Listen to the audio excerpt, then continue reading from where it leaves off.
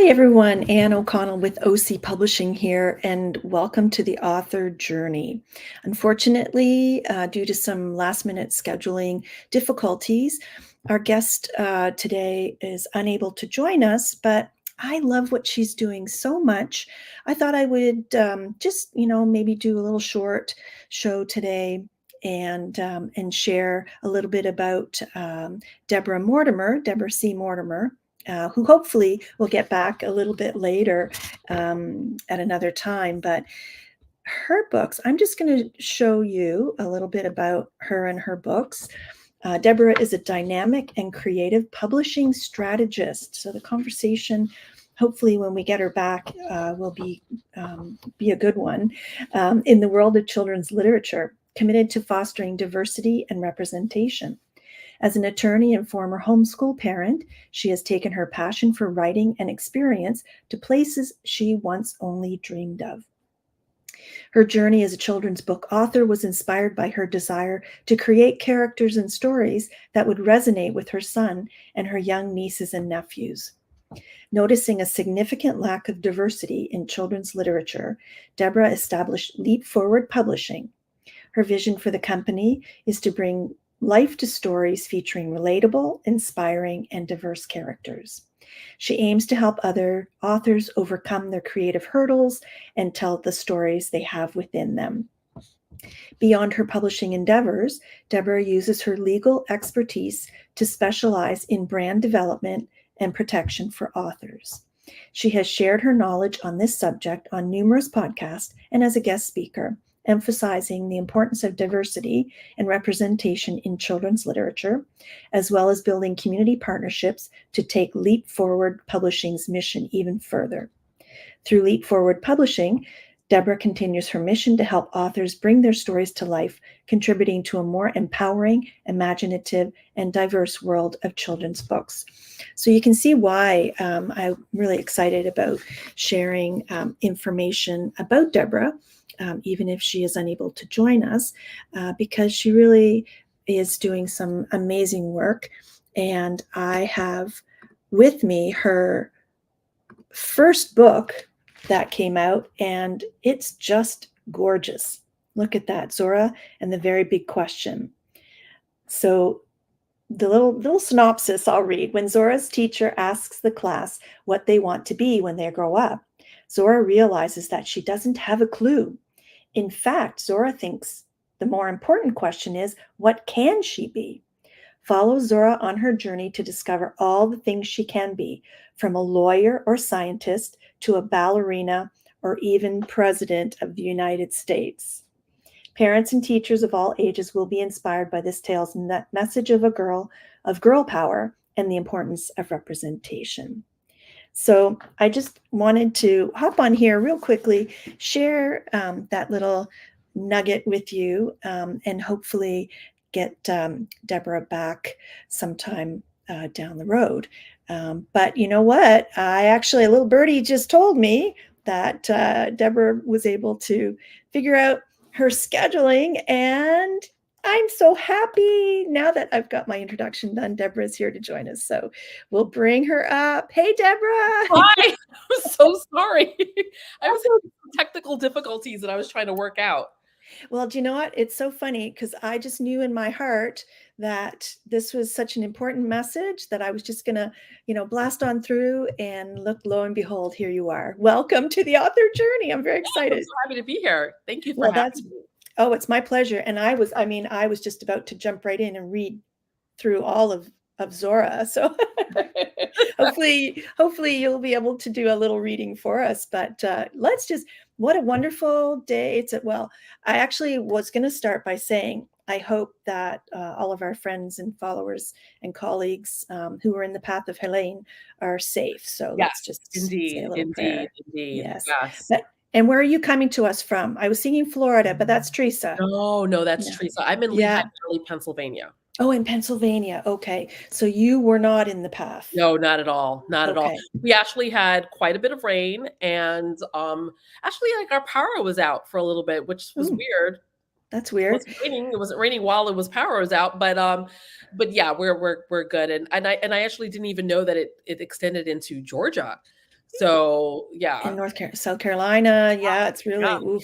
yeah. And hopefully Teresa's doing okay. Our friend Teresa He's Chambers, fine. He's fine. who's your co-host. Yeah, she actually just launched a new greeting card brand yesterday, which was really exciting. Yeah. I saw that. That's wonderful. And you guys host a show about my book business, Yes. and Yes. that's going really well.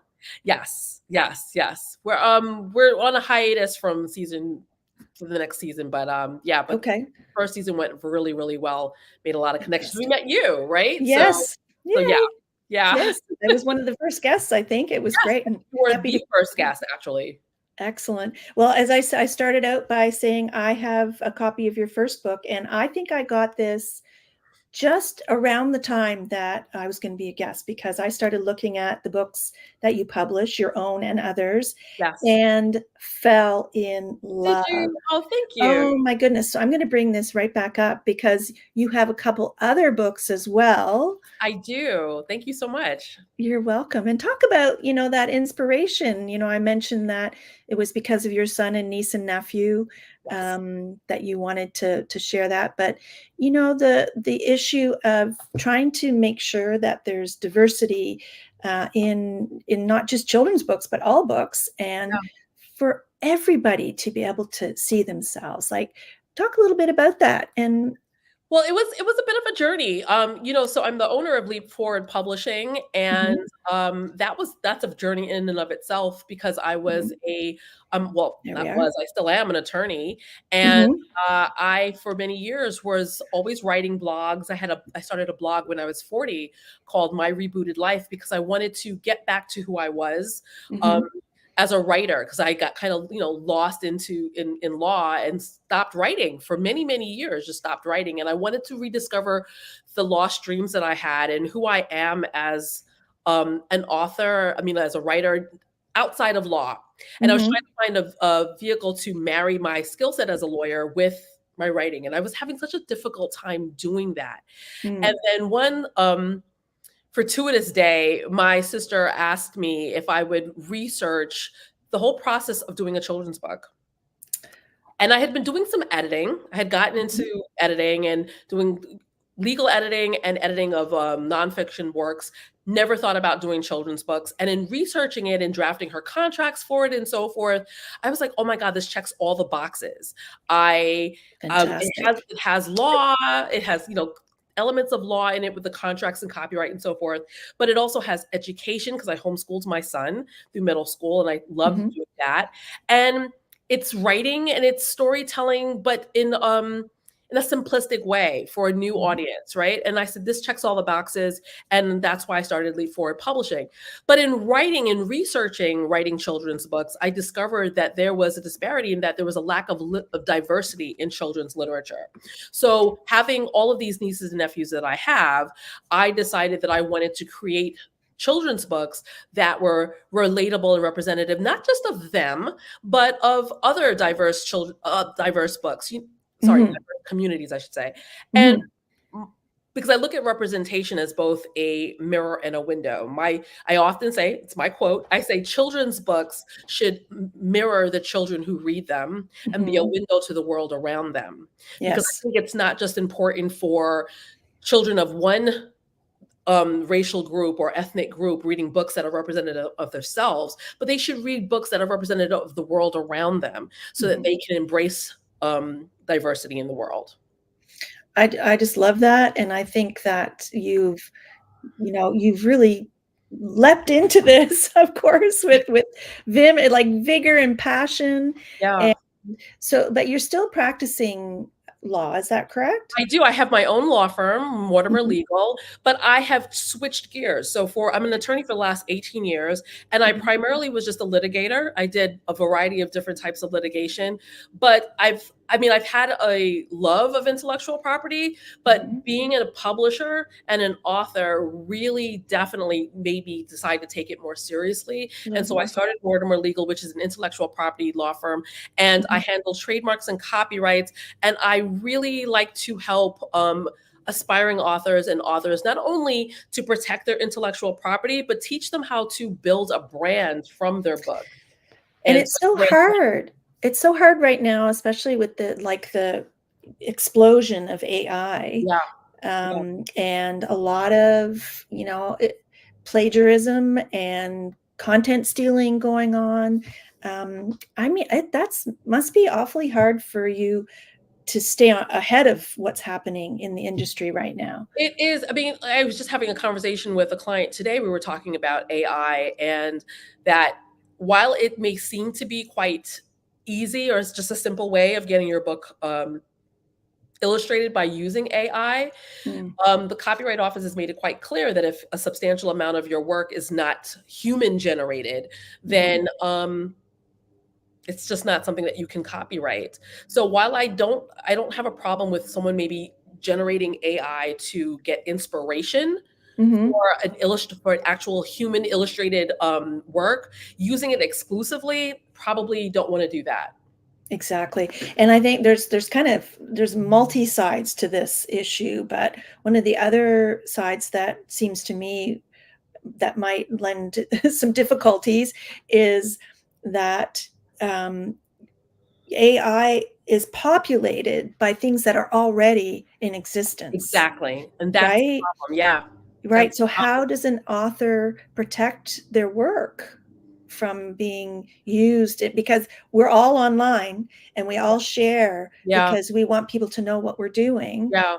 But that also means that it can be culled Yeah. for use, right? So And how I do you don't protect? I don't think that there's a hard and fast answer to that. I think that Yeah, that's right. something that we're still trying to understand. The legal community is still trying to understand and still trying to deal with, because Mhm. um I recently watched a show. Oprah Winfrey did a show on AI, and it's developing much faster than we can keep up with.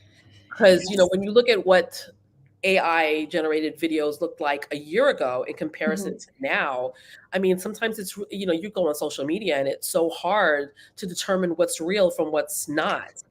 So I think we're still trying to deal with that. Yeah, but I think if you look close enough, there are Yeah. certainly Yes. like things that you could say, "Oh my goodness," and especially, with books Yeah. because, it can be pretty stilted. There are ways, but not just at a glance. Like it No, not takes, no, no, not just at a cursory glance. And if you Mhm. don't know to recognize those certain things, like for instance, hands, they always mess up the hands, right? They always Right. mess up the hands and the feet. But Yep. I mean, are there artists that can replicate that? Yeah, there are artists that can replicate something that looks like AI. So Mm. so again, it's just difficult. Now, but you also have the authors that use AI for their writing, Mhm. right? Um, Mm. and I don't think that there's anything yet that's been invented, I'm not sure of it, maybe I'm wrong, that's been Mhm. able to detect that. So Right. you have those issues as well. Now, does AI have its place? Yes. AI Mhm. definitely has its place in that it can help you maybe create an outline for your book. So Right. if you want to get your thoughts together, it can help you create an outline. But for using AI for the actual writing, We discourage that, we don't discourage we? We discourage that. Well, I heavily. wanna I wanna say hi to those who are watching, whether you're watching live, or maybe you're watching a replay. If you're watching live and you have questions, Please, this is the time. You have a children's book author who's an intellectual property attorney who could answer some questions. And also to remind you, Deborah is in the States, but I think there are commonalities. And of course, we at OC Publishing are in Canada. But I also want to give a shout out. One of our authors, Francine Cosman, is watching. Hey, Francine, thanks for tuning in. yes. So if you have any questions, so let's talk about, I want to, will you do the very great honor of reading a few pages? I actually don't have the book with me. Oh, well, here, look at this. Do you mind if I read a couple? Because I I do really, not mind. I do this not is so timely, Deborah, because on the back it says, what can she be, from a lawyer or scientist to a ballerina or even president of the United States? Yes, and I may actually, depending on what happens, I Mm. may actually re-release it as a new, Oh, inspiration, definitely. absolutely. But it's Absolutely. funny because when I meet people and they go, "Ooh, what's the big question?" They think the big question is, "What do I want to be when I grow up?" And it's not. That is not No. the very big question. The very What big can question I be? is, you got it. What can I be? Because Right. children, especially children of color, Mhm. don't necessarily know. It's a lot of times it's based on representation. It's based on what you see.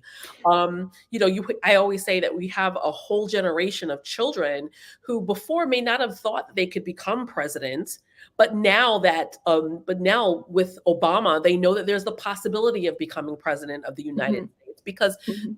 here's a person that looks like me who has been. So Mhm. it's based on representation and what you see Yeah. around you. Yeah. And so that's what she asked. She wants to know, well, what are the possibilities? What can I be? Mhm. She goes on an Yeah. expedition to find out. And I try to avoid, politics and political I do discussions, too. but there's more to this, there's just, I think there's a lot of excitement. And this is my favorite double spread. Is Look it how really? gorgeous is that? So Yeah. she's playing around. She wants to be a scientist. Yeah. Like, how gorgeous is that? So Yeah. how old is your niece right now? Well, I have a multitude of nieces. Zora is Okay. actually based on me. Okay. Based on me at 6 years old, I gave the Wow. illustrator a picture of myself. Actually, all three of my books right now are I based. suspected that. I did Yeah, suspect that. and What a and and, cutie. and the name Zora actually is a combination of my name, Deborah, Uh-huh. Orah, and Zora Yeah. Neale Hurston, who is my favorite author. And so I just added a H because I wanted to personalize it to me. And I was a very inquisitive child, and yeah, I just wanted to base it on myself. I love that. And the illustrator, always give a shout out to our illustrator, Stephanie Hyder. Yes. She's on this. And how did you find Stephanie? I believe it was just on social media. Okay. Yeah, Excellent. social Excellent. media. And just also to remind people that Deborah also you publish other people's books as well. I do. I with Leap Forward Publishing, I do publishing consulting. So I Okay. help s- aspiring self-published authors go through the process of publishing a book and teach them how to publish a quality industry standard book. I'm very important about Wonderful. that. I love But that. if I kind of guide them, answer all of their questions. But Mhm. if they want me to be a little bit more hands-on and we can work collaboratively, where I produce their book for them, so we Mhm. work together with the editor and the illustrator of their choice, Mhm. because it's not published under my imprint, it's published under theirs. So Okay. the editor, the illustrator of their choice to make sure that the images are marketable and Mhm. complementary to the text. And again, to produce a quality industry standard book that is published under their imprint and that they can put out into the world I and love that. get a return on their investment so that it's marketable. Right. And what, you and I think so much alike, and Yeah. our models are very similar. And I wanted, just in case the folks who are listening, want to follow up with that. How is the best? I'm just trying to find. I'm going to go to your homepage Mhm. of the Leap Forward. Yeah. Well, you would just go to leapforwardpublishing.com or Hmm. leapforwardbooks.com, either one, and Okay. you can contact us or you can book a discovery call to learn more Hmm. of how we can help you pursue your author dreams. Okay. Well, and so talk about your other books. Yes. So the second book, and I apologize, I'm not home, so I don't have everything with That's me. okay. But I'm glad you're with us. yes, so my second book is When You Give a Girl a Puppy, and Uh-huh. it's based on a book that I wrote uh, in 2022, and Okay. unfortunately my dog died in 2020. Oh. Yes, and my dog died in 2020 during the pandemic, and I wanted to write a book that celebrated him. Just basically that's it. I just wanted to write a book that celebrated him and dog ownership and the symbiotic relationship Oh. that people have with their pets, where we love them and Mhm. they love us back.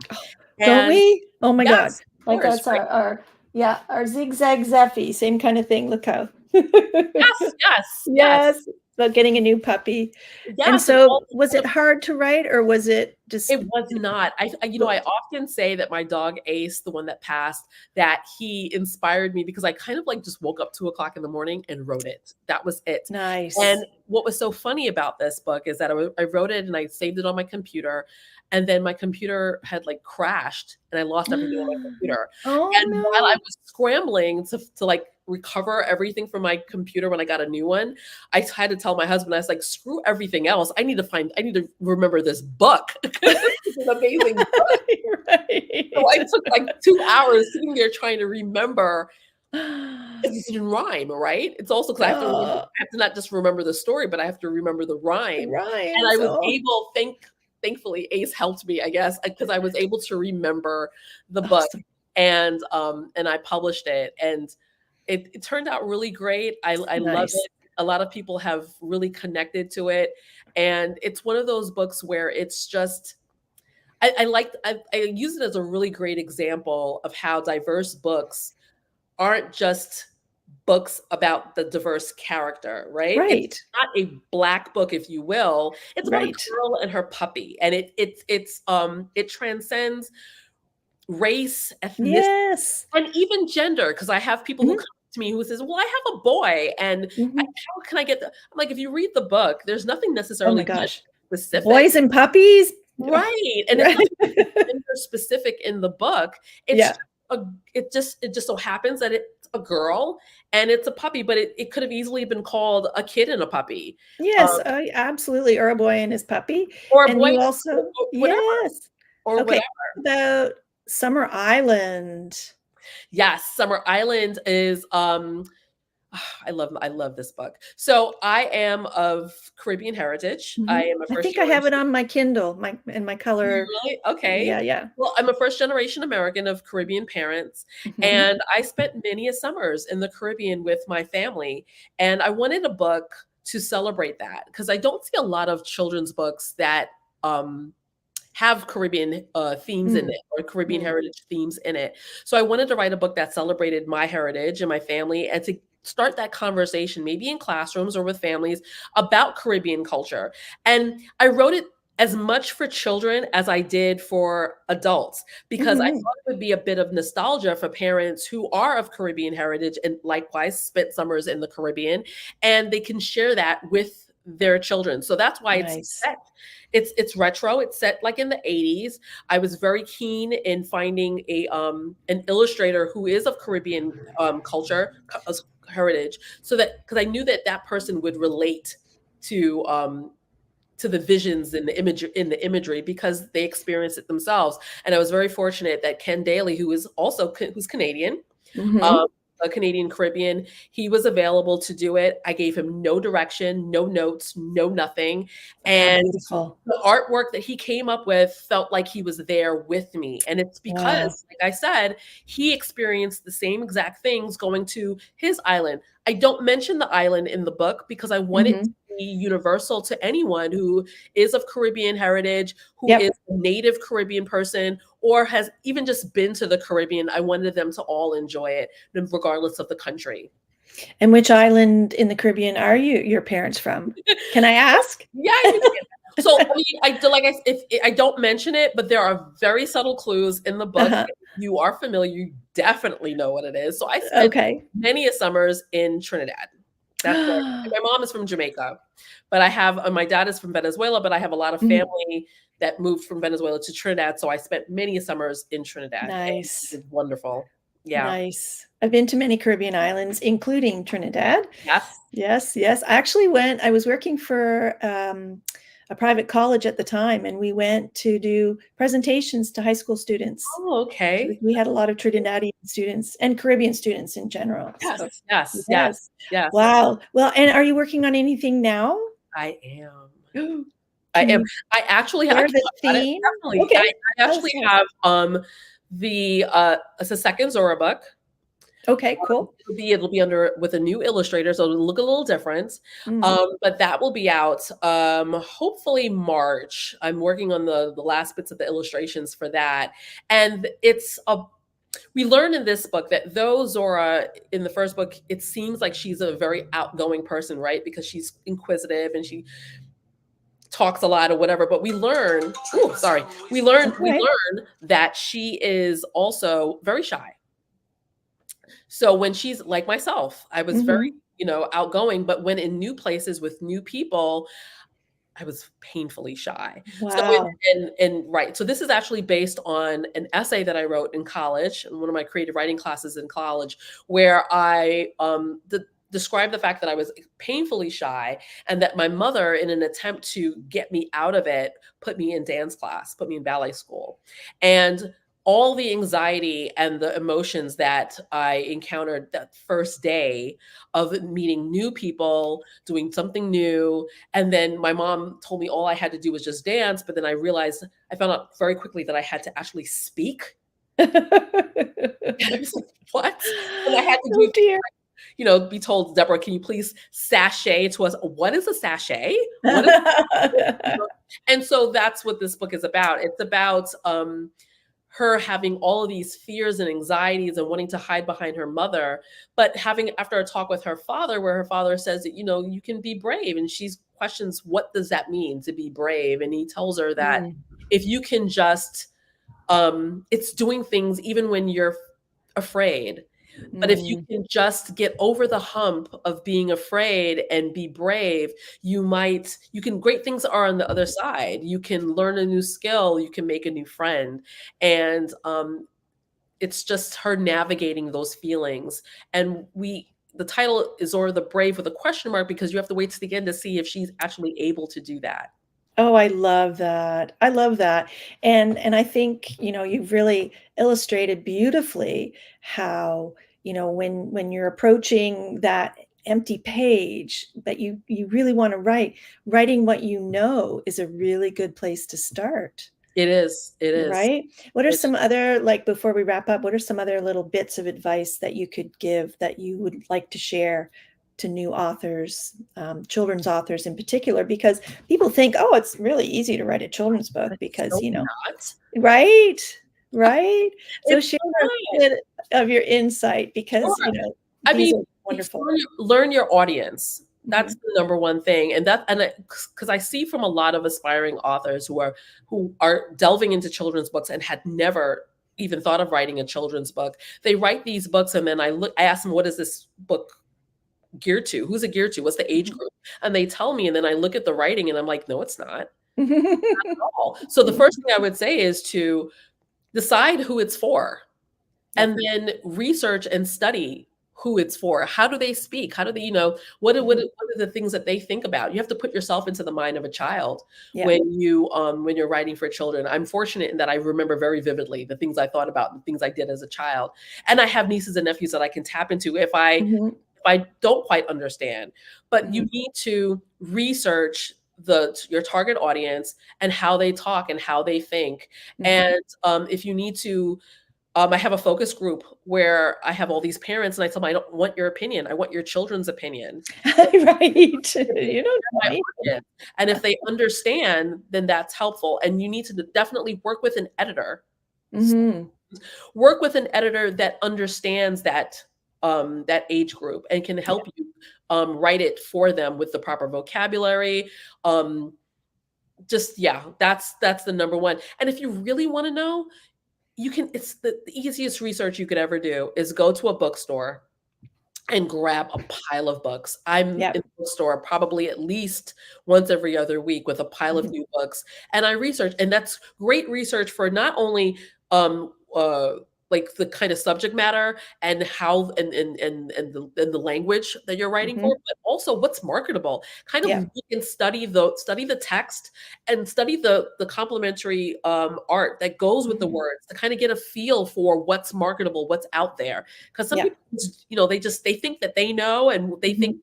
what you know and what you would like the text, what like the images to look like, may not be the best for that, and may not be the Mhm. most marketable. Because yes, and if you're not just doing a passion project for you and your family, and you actually want to be an author and actually have it sell and be out there, then you're not writing it for you. You're not doing it You for you. understand the market. You need Yeah. to understand the market, and you need Yeah. to do what's going to sell, So Yep. the money that, as a self-published author, that is, if you're paying for it, then you need to get a return on your investment. So you need to be Hmm. marketable. And if you don't have a budget to buy a bunch of books, find the children's section of your local library. Right? You know, I mean, I'm sit on not the talking floor, about surround yourself with books, right? I'm not necessarily talking about going into a bookstore and buying a bunch of books. Sometimes I just sit and I just with a stack and I just read them because I'm Right. just doing market research, right? And Yeah. I definitely buy the ones that really, really resonate with. Yes. I was going to say, I don't think I've ever walked in a bookstore and Oh come no, out empty-handed, never, right? never, never, never. Right. Because there are some there, and I do a lot of book reviews on my platform, on my Mm, Instagram page. I did two in the last couple weeks that for books that I thought were just so phenomenal. I have to write about it. mhm. But yeah, I sometimes I come across books that I'm just like, oh my God, this is so good. Isn't So that wonderful? And the more we share, the better. So I'm going to bring up your website again. The sure. best way to reach you, deborahcmortimer.com. And has that got all your social links That's gonna go in to there? all my social links. It's gonna actually link to my, publishing company, to leapforwardbooks.com. It'll link to Okay. that. There's also the links to, my, mortimerlegal.com, which is my law firm. Okay. If you go to the first page, you'll see all the links for that. And then I do so many other things, like I do author visits and speaking engagements, and so it'll link to everything. Okay. Excellent. So we're going to go to the Okay, so Oh, we'll just wow. know that we go to those websites and all of Right, those links are all there. that's right there. All that's right there. Excellent.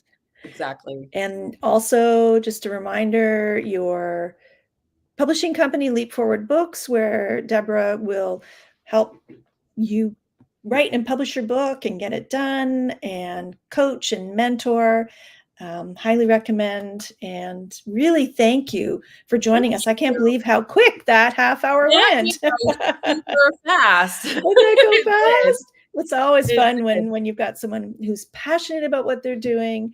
And I want to show this again, this beautiful Zora Thank and the very big you. question. And so there's a new Zora that's going to be out. When do you figure? I am aiming for March 15th. Okay. That's Okay. the Well, that's we'll the both be aim. doing, I'm hoping my next book will come out in March as well. So we'll have to tag team that. Oh, awesome, awesome. Have you back. And I have another one coming out later on in the year that Excellent. it will be very different from anything I've ever done. I'm excited about that, but that's under wraps for now. Okay, so we'll be quiet for now. Well, I will say goodbye for now, and we'll Yes, definitely stay in touch. And thanks definitely. again for joining us. I'm so So, glad that you found us. yes, appreciate it. Thank you so much. My pleasure. And thank you all for joining us on the author journey today. This is Anne O'Connell saying happy reading and happy writing, and we'll see you next time on the author journey. Bye for now.